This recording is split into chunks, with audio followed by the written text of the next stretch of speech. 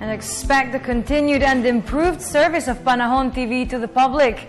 This is the commitment of Panahon TV after a year of airing on People's Television. Sam Ramirez with this report. Panahon TV stands strong despite the storms or challenges and has now turned a year old. And within the year, they have garnered different recognitions from award-giving bodies for their advocacy, which is coincidentally their tagline. Walang pinipiling panahon ang pagbibigay impormasyon. Timely and accurate weather forecast is important in disaster prevention and mitigation.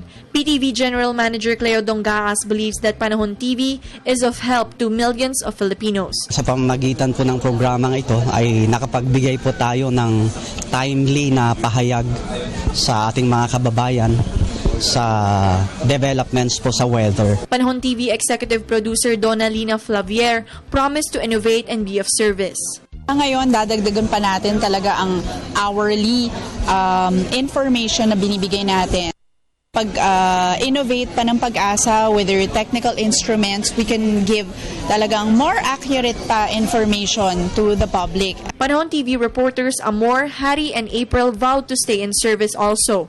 On their anniversary, they wish for the public's continued support and participation. Sana mas marami pa yung mga citizen correspondents namin na pwede naming makausap sa mga reports namin para kahit nandito lang kami sa studio kasi talaga naka-station kami dito sa Pag-asa. So yung mga ibang lugar na malalayo, pwede sila makapaghatid ng mga impormasyon. Ang pinakamagandang i-wish siguro for the program is sana mas makapagbigay inspirasyon, mas makapagbigay ng kaalaman. Mapalaganap pa lalo yung Panahon TV, yung awareness na dapat lahat ay maging aware nga dun sa lagay ng ating panahon kasi iba na yung panahon ngayon. However, in the midst of a brain drain in Pag-asa wherein key weather officials and meteorologists leave the country for greener pastures, the group wishes for the release of benefits to Pag-asa officials.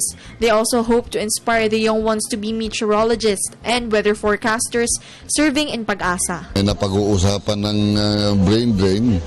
Wala tayong magagawa dyan kundi mag-train tayo na mag-train ng mga bata para pumalit. Darating dadami ang forecaster natin sa Pag-asa na kahit na lumipat pa sa ibang mga ahensya o ibang bansa, kayang-kaya pa rin natin. Reporting for the People's Television, Sam Ramirez.